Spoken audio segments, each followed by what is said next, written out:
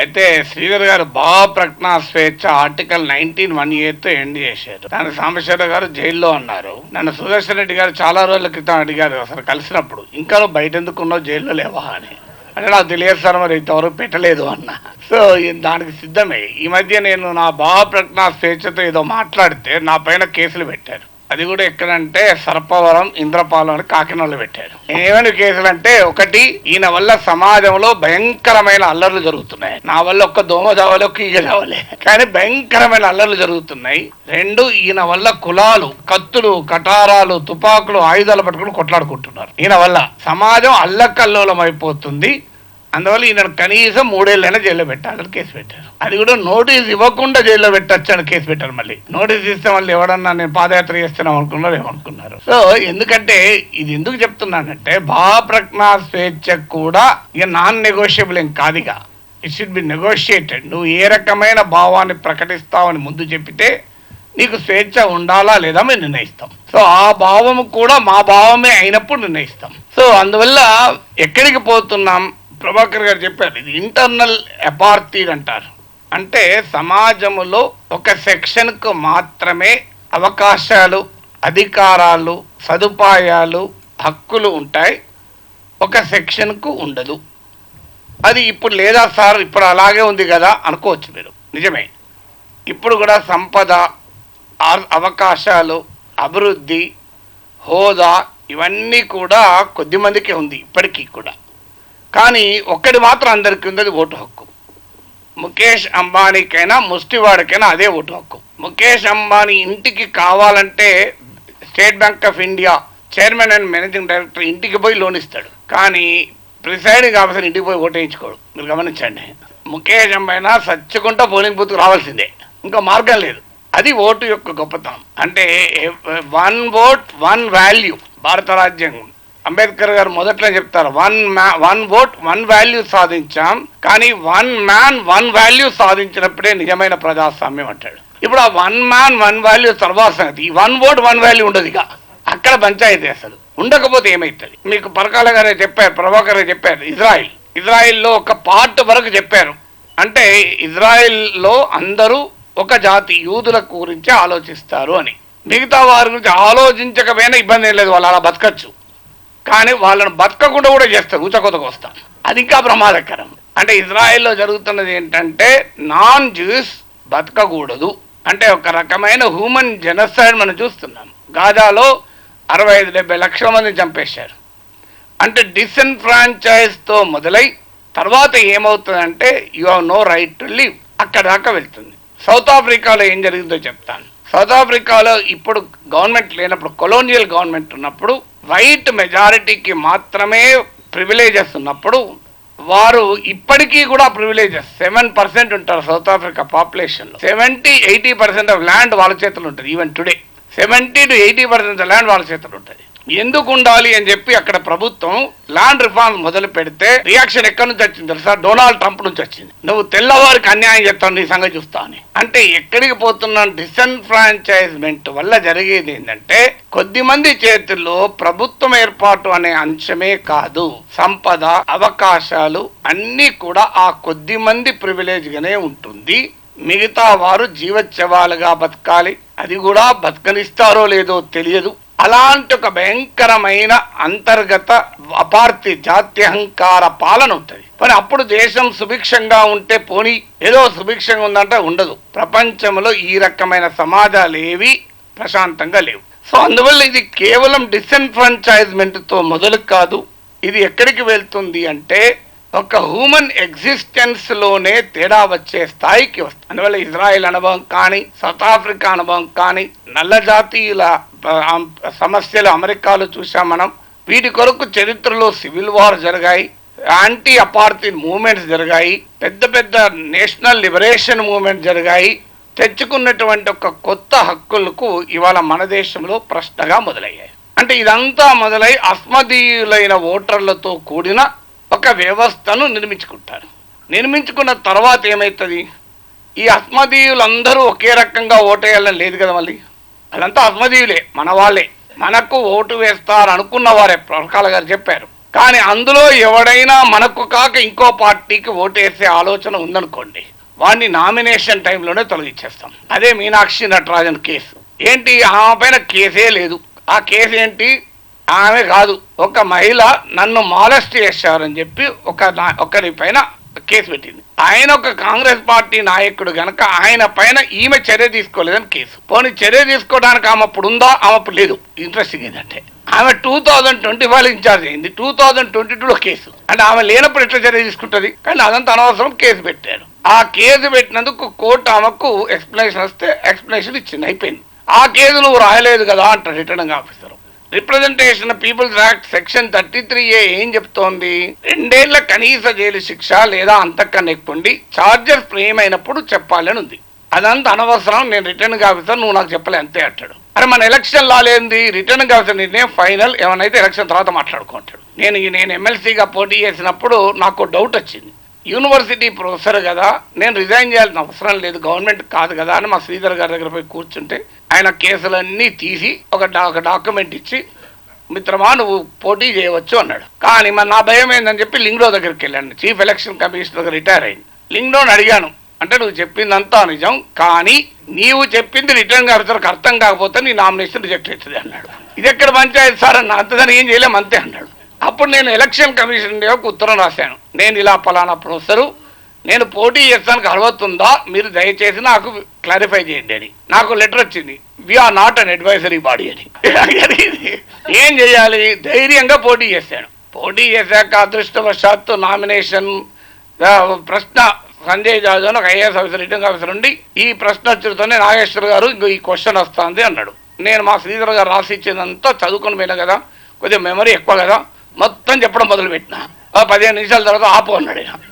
నాకేం అర్థం కాదు, నేను ఎలక్షన్ కమిషన్ ఆఫ్ ఇండియాకి పంపిస్తా, వాళ్ళు ఎట్లంటే అట్లా అన్నాడు. Election commission of legal adviser professor Nageshwar is right అని ఒక 2 సెంటెన్స్ ఒకే సెంటెన్స్ పంపింది. అట్లా నేను పోటీ చేసిన. కానీ నాకు అట్లా వచ్చింది, కానీ ఈ మీనాక్షి నటరాజన్కి అట్లా రాలే. నాకు అర్థం కాలేలా, నేను అంతే నువ్వు కాదన్నాడు. ఆమె సుప్రీంకోర్టు పోయింది. సుప్రీంకోర్టు ఏమంటది, నిజమే నువ్వు చెప్పేది కావచ్చేమో, కానీ ఈ సమయంలో నేను అడ్డుకుంటే ప్రతి ఎన్నిక అడ్డుకోవాల్సి వస్తుంది కనుక నేను అడ్డుకోను అని నువ్వు ఎలక్షన్ పిటిషన్ వేసుకోను. అది ఎప్పుడు వస్తుంది, బహుశా ఈయన టర్మ్ అయిపోయినాక వస్తుంది. ఇప్పుడు గెలిచిన వాడు, అక్రమంగా గెలిచిన వాడు టర్మ్ అయిపోయినాక వస్తుంది. సో ఏం చేయమంటారు ఇక ప్రపంచంలో అంటే, నీవు ఫస్ట్ అస్మదీయులతో ఓటర్గా నియమిస్తావు కాదు, అస్మదీయులు కూడా వేరే పార్టీకి వేస్తట్టుంటే వాడు నామినేషన్ వేయకుండా అడ్డుకుంటాం. అడ్డుకోలేక వాడు ఎంపీ అయిందనుకోండి, అప్పుడు కకోలి ఘోష్ అవుతారు. వాడు కకోలి ఘోష్ ఎవరంటే టీఎంసీలో గెలిచి బీజేపీలో వేయండి చూడండి. సో అప్పుడు కూడా మనకు ఉంది ఆప్షను, ఎక్కడ పోలే. సో వాడు అప్పుడు కావాలంటే మా పార్టీలోకి మార్చుకుంటాం, లేదంటే అలా గెలిచిన వాళ్ళ పార్టీని 2 ముక్కలు చేస్తాం. అది కావాలంటే మహారాష్ట్ర మోడల్ అది. సో ఇలా ఇవన్నీ చేసిన తర్వాత కూడా నువ్వు అలాగే ఉన్నావు అనుకోండి, ఇక అప్పుడు ఏం చేస్తాం, అప్పుడు ఆలోచిస్తాం, జమిలీ పెట్టి ఎన్నికలు ముందే నడిపించేస్తాం. అంటే ఏమన్నా చేస్తాం, నిన్ను మాత్రం రానివ్వం. ఈలోగా మరి ఈ అస్మదీయులందరూ తమకే ఓటేస్తట్టు ప్లాన్ చేస్తున్నారు కదా ఎస్ఆర్ వల్ల. కానీ అస్మదీయులకు ఎవడో నాలాంటోడో, పరకాల ప్రభాకర్ లాంటోళ్ళో, శ్రీధర్ లాంటోళ్ళో ఏమన్నా చెప్తారు కదా, చెప్పి వీళ్ళ మైండ్ మార్చే ప్రమాదం ఉంటుంది కనుక వీడు నోరు నొక్కేయాలి. ఎట్లా నొక్కేయాలి, వీడు మీడియాలో కనబడద్దు. మీడియాలో మా వాయిసే ఉంటుంది, ఎదుటి వాడు ఏమన్నా ఉంటే ఉతికారేస్తాం. మీరు దానికి ఉదాహరణ అర్నబ్ గోస్వామి, ఆయన చూస్తే తెలిసిపోతాయి, ఏమని మాట్లాడియాడు. ఒక గంట సేపు ఉంటే 2 నిమిషాలు మాట్లాడే అవకాశం వస్తుంది. నువ్వు పొరపాటున మాట్లాడితే నేను యాంటీ నేషనల్ అని చెప్పి ఒక్క పడేస్తాడు. నేను అట్లా అనుభవించి లాస్ట్కు మాట్లాడే మానేసిన. సో అందువల్ల మీడియాతో మొత్తం కంట్రోల్ చేస్తారు. మీడియాతో కంట్రోల్ కానప్పుడు అవుతుంటే ఈ లోపల సోషల్ మీడియా లేచి, ఓహో నువ్వు మీడియాలో కంట్రోల్ చేస్తావు తప్ప, కానీ మా టెక్నాలజీ మాకుంది, మా సెల్లో మేము మాట్లాడి ఫేస్బుక్లో పెడతాం. ఏమైతే ఫేస్బుక్లో పెడితే మా అటెండర్ అడిగిన, పేపర్లు చూస్తావా అంటే చూడసార్ అన్నాడు, టీవీ చూస్తావా అంటే చూడసార్ అన్నాడు. మరి న్యూస్ అన్నీ ఎట్లా చెప్తావు అన్నా అంటే, అక్కడ సావంగని ఇక్కడ పీనుగలేస్తుంది కదా సార్ అన్నాడు. అదేందయ్యా అన్న, అక్కడ సావంగని ఇక్కడ పీనుగలేస్తుంది కదా సార్ అన్న. మళ్ళీ అంటే అక్కడ ఏదైనా వార్త కావాలి ఇక్కడ ఫేస్బుక్లో వస్తుంది, మేము లైక్ కొడతాం కదా సార్ అన్నాడు. ఓహో అయితే ఇట్లాంటి పీనుగలు లేపే వాళ్ళు ఉన్నారు, నాగేశ్వర్ లాంటి వాళ్ళు, పరకాల గారు అంటూ, శ్రీధర్ అంటూ అని చెప్పి వీళ్ళని ఎట్లా ఆపాలి అని చెప్పి దానికో మార్గం ఉన్నారు. వీళ్ళ ఎక్కువ మంది చూడకుండా ఏం చేయాలంటే యూట్యూబ్ని మేనేజ్ చేసి రికమెండేషన్స్ లేకుండా చేయాలి. దానికి ఉదాహరణ రవీష్ కుమార్ ధ్రువలాంటి వాళ్ళ వీడియోలు రికమెండేషన్ కాకుండా చేస్తున్నారు. అలాగనప్పుడు ఏం చేయాలి, వీడి ఛానల్ను బదనాం చేయాలి, అన్సబ్స్క్రైబ్. దానికి నాగేశ్వరకు ఉదాహరణ. గత 15 రోజులుగా అన్సబ్స్క్రైబ్ ప్రొఫెసర్ నాగేశ్వర పెద్ద మూవ్మెంట్ నడుస్తుంది. ఆ మూవ్మెంట్ వల్ల 6-7 వేల మంది వెళ్ళిపోయారు. పీడా పోయింది, వాళ్ళు ఎట్లా తిట్టడం నన్ను, వాళ్ళంతా వెళ్ళిపోయారు. ఇప్పుడు మంచిగా హాయిగా అయింది, రియల్ స్పెషల్ ఇంటెన్సివ్ రివిజన్ అయిపోయింది. నాకు మా కోరుకునే సర్రే అయింది అది. ఆ పనికి వాళ్ళంతా పోతున్నాయమే కదా నాకు. సో అంటే అట్లా నీ రీచ్ ఆపేస్తాం. అది కాకపోతే నీ పిల్ల కేసు పెడతాం. ఏం కేసు పెడతాం? ఇంకో నేను మొదట్లో చెప్పాను కదా, నువ్వు అల్లర్లు సృష్టించినావు, కులమే మాట్లాడలే, కుల చిచ్చు పెట్టినావు. అరే నా మాటల వల్ల ఒక దోమ సావాలి, ఈగ సావాలంటే అదంతా అనవసరం, మనుషులు అయితే చచ్చిపోతారేమో అని మాకు అనుమానం అంటాడు. అరే అనుమానంతో కేసు పెడతావు, పెడతాం సార్ అంటాడు. అంటే అదేంట్లా నువ్వు చెప్పిన మహాభారతం హిందుత్వాన్ని ఒప్పుకోదు కదా అని నేను అంటాడు. మళ్ళీ ప్రశ్న, హిందుత్వం ఒప్పుకోదు కదా, ఎందుకంటే మహాభారతం ఎలా మొదలైందో మీకు చాలా మంది తెలుసో తెలియదు. మహాభారతం ఒక కుక్క ప్రశ్న అడగడంతో మొదలైంది. ఆది పర్వంలో సారమేయ వృత్తాంతం అని ఉంటుంది. అందులో సరమ అనే ఒక కుక్క వచ్చి జనమేజయుడు ఎవరో తెలుసా? అర్జునుడి కొడుకైన అభిమన్యుడు, అభిమన్యుడి కొడుకైన ఉత్తర కుమారుడు కొడుకైన జనమేజయుడు. అంటే మహావీరుడైన అర్జునుని మునుమనోడు. అంత పవర్ఫుల్ కింగ్ దగ్గరికి వచ్చి కుక్క అడుగుతుంది, నా బిడ్డ అయిన సారమయ్యుని మీ వాళ్ళు కొట్టారు, ఎందుకు కొట్టారు అని అడుగుతుంది. అంటే యజ్ఞపాత్రల్ని అపవిత్రం చేస్తుందేమో అనుమానంతో కొట్టాము అంటాడు. అపవిత్రం చేస్తే కొట్టాలి కానీ అనుమానంతో ఎట్లా కొడతావు? ఇది ప్రివెంటివ్ డిటెన్షన్ కదా అని అడుగుతుంది. అని ప్రివెంటివ్ డిటెన్షన్ ఇది ఇల్లీగల్ అని చెప్తుంది సుప్రీంకోర్టు చెప్పకముందే. చెప్పి నువ్వు ఎట్లా కొడతావు అని అడుగుతుంది. అదే ఇప్పుడు ఉన్న నరేంద్ర మోడీ జనమేజయుడు కాదు, నాగేశ్వర్ కుక్క కన్నా ఎక్కువనే కదా, మరి నాకు హక్కు ఉండదా సమస్యది? అంటే లేదు, అట్లయితే నువ్వు హిందూ ద్రోహి అంటే వేస్తారు మళ్ళీ. నువ్వు హిందూ మతం గురించి మాట్లాడుతున్నావు, హిందూ ద్రోహి, నువ్వు చైనా ఏజెంటువు, నువ్వు చైనేశ్వర్ లేకుంటే పాకేశ్వర్ అంటారు. అరే నేనెట్లా పాకేశ్వర్ అయితే మీ కాలంలోనే కదా చైనాతో ఎక్కువగా ట్రేడ్ జరిగింది అంటే అది అనవసరం, మేము దేశం కొరకు ట్రేడ్ చేస్తాం, నువ్వు మాత్రం కాదంటారు. అరే ఏ రకంగా అయినా చేసి మా మాటే నిలబడుతుంది, మేమే అధికారంలోకి వస్తాం, మేము చెప్పిందే రాజ్యం, మేము చెప్పిందే శాసనం, ఇవన్నీ చేసి అయినా కూడా మాకు సంబంధం లేనోడు రాష్ట్ర ప్రభుత్వం ఎన్నికైతే గవర్నర్ వస్తాడు. మళ్ళీ వచ్చి రాష్ట్ర క్యాబినెట్ రాసిన టెక్స్ట్ నేను చదవంటాడు. లేదు మెజారిటీ రాకపోతే నీకు మెజారిటీ లేదు కనుక నేను ప్రమాణ స్వీకారం చేయ అంటాడు. మరి నేను తప్ప వేరేటోడు అడుగుతాడు కదా, అదంతా నాకు అనవసరం అంటాడు. ఇప్పుడు తమిళనాడులో విజయ్కి అయింది కదా, అరే నేను ఒక్కడే ఉండడు, ఇంకా వేరేటోడు అడగలే, అనవసరం, ఎవ్వరు లేకపోతే ఖాళీ ఉంచుతా, కానీ నేను మాత్రం నీటి ఒప్పుకోను. సో నీవు ఒప్పుకోనని చెప్పి లేదంటే నేను కేరళ వెళ్ళిపోతా. అది దానికి ఉదాహరణ తమిళనాడు. మహారాష్ట్ర గవర్నర్ తమిళనాడు ఇన్ఛార్జ్ ఉంటే వారం రోజులు రాలే, నేను రాను, నాకు పని ఉన్నది. మా ఊరికి వెళ్ళినా ఈ లోపల నీ ఎమ్మెల్యేలో మా వాడు కొనుక్కునే దాకా నేను రాను, కొనుక్కున్న తర్వాత వస్తా. ఈ లోపల ఎవడైనా కొనుక్కున్నంటే రాత్రి 1 గంటకు నేను ప్రమాణ స్వీకారం చేస్తాను. మహారాష్ట్రలో అదే జరిగింది. నైట్ 1 o'clock ప్రమాణ స్వీకారం చేశారు. అంటే కాలరాత్రి ఎవడు రాకుండా, గజ దొంగలు కూడా రావడానికి భయపడే టైంలో ప్రమాణ స్వీకారం చేస్తారు. అంటే ఎన్ని రకాలుగా అయినా చేస్తాం. గవర్నర్తో కూడా, లేదంటే నేను గవర్నర్తో నిన్ను పనిచేయనీయం. అప్పటికి కూడా నువ్వు వినలేదనుకోండి, సిబిఐ, ఈడీ, ఐటీ వచ్చి నీ మీద కేసు పెడుతుంది. కేసు పెడితే అరెస్ట్ అవుతావు. మరి కేసు మీద జడ్జి ఏమన్నా తప్పుడు ఇస్తారంటే మా వాడిని జడ్జిగా పెట్టుకుంటాం. అదెట్లా నువ్వు రెక్యూజ్ చేయాలి అంటే అదెట్లా రెక్యూజ్ చేస్తావు? నీ మీద డిఫమేషన్ వేస్తామంటాం. నువ్వు ఏమన్నా చెప్పి ఇదంతా కాదు, ఈ పంచాయతీ ఎందుకని జడ్జిలు మేమే నియమించుకుంటామని ఈ మధ్య లా మినిస్టర్ చెప్పేశారు, ఓపెన్గా చెప్పాడు. మేమే నియమించుకుంటాం, పార్లమెంటరీ సావర్నిటీ, మాకు అధికారం, మాకు ప్రజల అధికారం ఇచ్చారు కనుక మేమే న్యాయమూర్తులు నిర్ణయించుకుంటాం, మీరెవరు అంటాడు. అంటే ఆఖరికి ఇదంతా కాదయ్యా, మన రాజ్యాంగం ఉన్నది, రాజ్యాంగ పదాలు తీసేస్తాం అని చెప్పి పేపర్లు అడ్వర్టైజ్మెంట్లో సెక్యులర్ సోషలిస్ట్ పదాలు లేకుండా అడ్వర్టైజ్ చేశారు. ఓపెన్గానే లేవు, ఆ పదాలే లేవు, తీసేస్తాం. అంటే ఏదే స్థాయికైనా వెళ్తాం. అందువల్ల ఇదేదో స్పెషల్ ఇంటెన్సివ్ రివిజన్తో మొదలు కాలేదు, దాంతో ఎండ్ కాదు.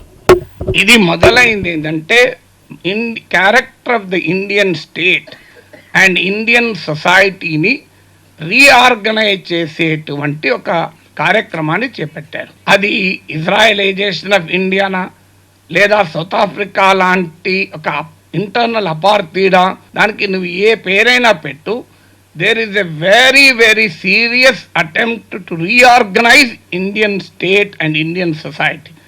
దాన్ని ప్రశ్నిస్తే నిన్ను బొద్దింకలట్టం. సో నీ బొద్దింకలే కాదు, నిన్ను ఎన్ని రకాలుగా అవమానించాలో అన్ని రకాలుగా అవమానిస్తాం.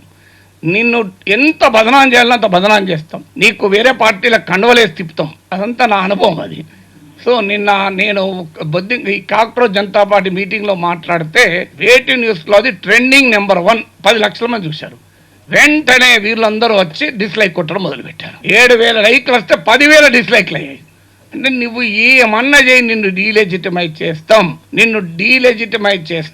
నిన్ను ఎన్ని రకాలుగా చేయాలో అన్ని రకాలుగా చేస్తాం. అయినా కూడా మేము అట్లే బతుకుతాం అని మాలాంటి వాళ్ళు కొంతమంది ఇట్లా బయలుదేరి దేశం మీద పడుతున్నాం. మీలాంటి వాళ్ళు మాకు అవకాశం ఇస్తున్నారు, సాంబశివరావు లాంటి వాళ్ళు పిలిపిస్తున్నారు. అందువల్ల మా సర్వైవల్ ఇన్స్టింక్ట్ చాలా గొప్పది. ఏం వర్రీ కాకండి, ఎన్ని చేసినా we will continue to survive. ఎందుకు సర్వైవ్ అంటే మా సర్వైవల్ ఇన్స్టింక్ట్ అట్లాంటిది కనుక. సో అందువల్ల అయితే ఇది మనము ఎదుర్కోకపోతే ఏమవుతుందంటే రోజు రోజుకు ఇలాంటి సర్వైవల్ ఇన్స్టింక్ట్స్ ఉన్న జాతి అంతరించిపోతున్న జాతి అవుతుంది.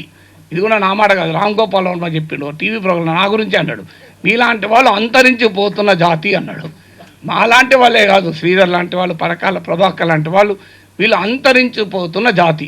ఈ జాతిని సాంబశివరావు లాంటి వాళ్ళు కాపాడుకుంటుంటారు, కానీ రేపు ఆయనను కూడా అంతరించిపోయే జాతిలో కలిపే ప్రమాదం ఉంటుంది. సో అది కూడా జరుగుతుంది. అందువల్ల మనం అందరము కలిసి, ఒక్కరైతే సర్వైవల్ ఇన్స్టింక్ట్ ఎంతున్నా కష్టం, అందరం కలిసి సర్వైవ్ అయ్యానుకో ఇవాళ కాకపోతే రేపైనా మనం నిలబడతాం. Thank you very much.